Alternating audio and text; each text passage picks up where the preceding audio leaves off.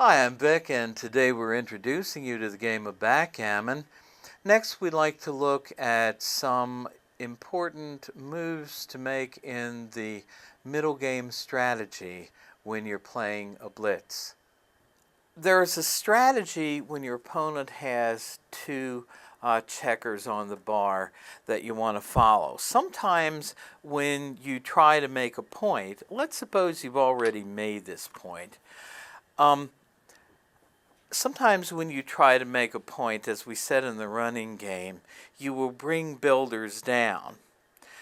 Now, suppose you roll another 6-4, you could run those checkers back, but a better strategy would be to bring two builders down into the main points.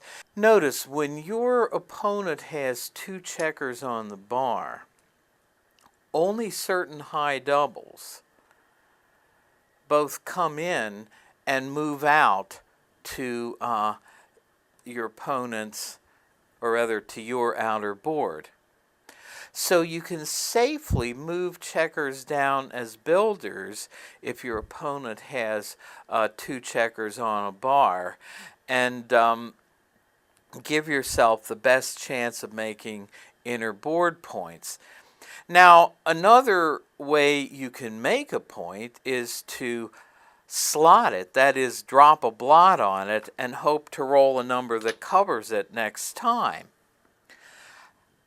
Against two checkers on a bar, nearly every expert agrees that it's not a good thing to drop a blot in here, like on your 3-point, hoping to then roll a number that covers it next time.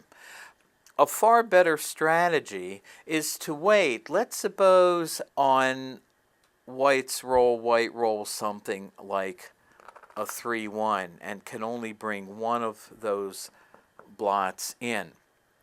A far better strategy is to then hit that blot, put it on the bar, and it's a priority, by the way, to hit that blot, because remember, one of the things you want to keep your opponent from doing in a blitz, in fact, your number one priority, is to keep your opponent from making a point in your inner board. So you wait till your opponent has brought a blot in, and then you hit it, and now you hope to cover on the next roll if your opponent does not hit back. Now, if your opponent rolls anything like double 4s and does something like that, you're out of a blitz. You're no longer in a blitz. You're into a different type of a game. But if you can keep those checkers on the bar, keep your opponent from making any inner board points, you are well on your way to closing your opponent out and executing a successful blitz. And you look very powerful when you blitz your opponent, because your opponent has usually lost the game, and usually lost at least a gammon without even getting going.